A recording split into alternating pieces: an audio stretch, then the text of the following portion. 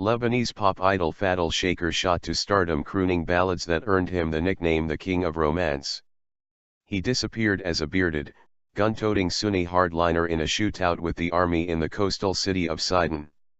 Shaker's transformation from entertainer to militant extremist spotlights a broader phenomenon in Lebanon, the drift of its Sunni Muslim community away from its traditional moderate leadership to in some cases hardline, sectarian preachers. The drift is rooted in part in a years-long leadership vacuum among Lebanese Sunnis that has seen the community's fortunes fall as those of rival Shiites have risen on the back of their powerful Hezbollah group. That shift has fueled sectarian tensions that have only worsened with the civil war in neighboring Syria, where Hezbollah is fighting alongside President Bashar Assad's regime to crush a rebellion dominated by Syria's Sunni majority. Now, in perhaps an ominous development for Lebanon, some Sunnis are voicing fears that the Lebanese army, considered the country's most independent institution, is quietly aligning itself with Hezbollah, a charge the military denies. There's a general mood of anger and oppression among Sunnis in Lebanon of being lorded over by Hezbollah, said Mohammed Shida, a former advisor to slain Lebanese Prime Minister Rafiq Hariri, whose 2005 assassination robbed the Sunni community of its most powerful and charismatic leader. With many Sunnis feeling that traditional politicians aren't moving to check the rising power of the heavily armed Shiite party, militant Sunni extremists are filling the void, Shida said. There are no polls to demonstrate the phenomenon, and observers disagree about its extent. But few deny the trend exists, or that it's grown stronger since Hezbollah openly joined the war in Syria. What you are seeing is the flames of the Syrian crisis really beginning to devour the fragile Lebanese society, said Fawaz A. Gurges, director of the Middle East Center at the London School of Economics.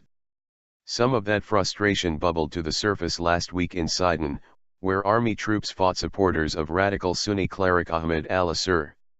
Shiite Hezbollah supporters briefly joined in the fighting, in the first serious sectarian clashes in the city in years.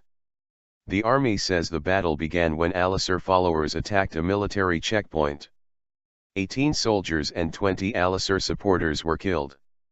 In the aftermath, al-Assir, a lanky cleric with a full beard and wire-rimmed glasses, disappeared along with his most famous disciple Shaker.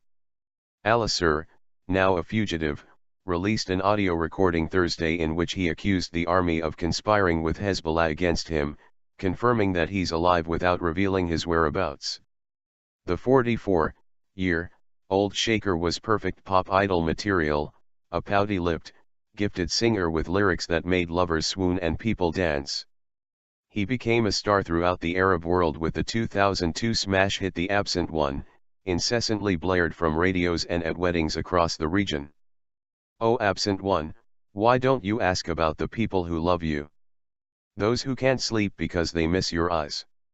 Shaker sings. You go far from me and forget me.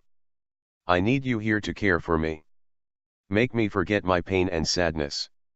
He shocked fans about a year ago by turning up next to al-Assir at an anti-Hezbollah demonstration. Shaker later explained that he was giving up singing to become closer to God. His last public appearance came in a video uploaded to YouTube on June 24, the second day of street fighting in Sidon. We have 2 rotting corpses that we snatched from you yesterday, you dogs, you pigs, Shaker says in the clip, apparently referring to 2 slain soldiers. He appears disoriented, his graying hair and beard unkempt. Shaker, whose real name is Fadel Abdul Rahman Shama Ndar, grew up in a conservative working-class Sunni family in Sidon. In a televised interview in March 2012, Shaker described himself as a believer, but credited al-Assir's sermons for turning him into a devout man. He likely first met al-Assir through the singer's brother, who was an aide to the cleric. His brother, Abu Abed Shama Ndar, was killed in the Sidon clashes. After meeting al-Assir, I felt like art was a big lie, Shaker said.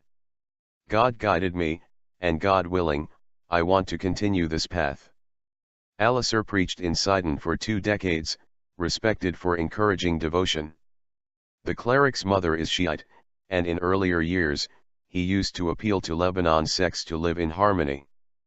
but his audiences began to swell after the 2005 Hariri assassination, residents said. The killing caused the first serious cracks in Sunni-Shiite relations, as international investigators said they suspected Syrian and Hezbollah involvement in the slaying. The group denies the charges, but Sunni grievances and suspicions were further fanned with a string of assassinations targeting Lebanese officials loyal to a pro-Western bloc dominated by Sunni politicians. Many Sunnis grew more resentful after a Hezbollah-dominated parliament and government frequently quashed their demands. Sunni professionals complained that Shiites were being favored for sought-after civil service and army posts. Shiites are Lebanon's largest sect, forming around one-third of the country's 4.5 million citizens, trailed by Sunnis, Christians and followers of the Druze section. A 1990 power-sharing agreement based on sectarian representation ended Lebanon's 15-year civil war but left Shiites politically underrepresented. They clawed back influence through Hezbollah, which rose to prominence fighting Israel's occupation of southern Lebanon, and has an arsenal more powerful than the Lebanese army. Lebanese Sunnis range from secular to ultra-conservative, but they typically anoint secular leaders from mercantile families. Following Hariri's assassination, many Sunnis expected his son, Saad, to take over. The younger Hariri became prime minister in 2009, but was pushed from the post less than 2 years later, and left for self-imposed exile, citing security concerns. Other Sunni politicians lack the charisma or allegiances to advance their community's interests. Sunni preachers have stepped into this vacuum, using mosques and television shows to draw audiences, said retired General Nizar Abdel Kader, who follows Sunni groups. Al-Assad was among the most successful, partly because of his celebrity follower, Shaker, and his inflammatory rhetoric condemning Hezbollah for fighting alongside Syrian government troops and taking jabs at the group's leader, Sheikh Hassan Nasrallah, a revered figure once considered untouchable.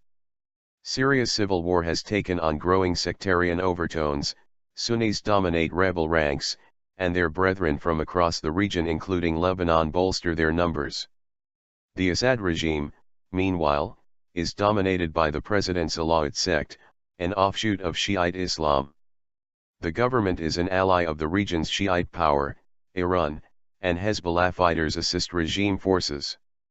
The war has stoked tensions in Lebanon, which shares the same mosaic of sects as its larger neighbor. Clashes frequently break out in the northern Lebanese city of Tripoli between Sunnis and Alawites, while in the eastern Bekaa Valley fighting occasionally erupts between Sunnis and Shiites. With tensions roiling Lebanon, Al-Assad told followers in December that Sunnis were victims who had to fight Shiites if they wanted to survive. He vowed that Hezbollah would be defeated, saying Nasrallah would be in history's dustbin, or humiliated and defeated, or in prison. Many of Al-Assad's followers aren't devout, rather young men seeking a leader expressing their frustrations, said Ali Arkadin, Sidon resident and editor of a local news website. Now, Al-Assad is on the run, and many Sunnis are calling on the government to stop pursuing him. There's a lot of hatred that has been created, Arkadin said, and nobody knows what is going to happen.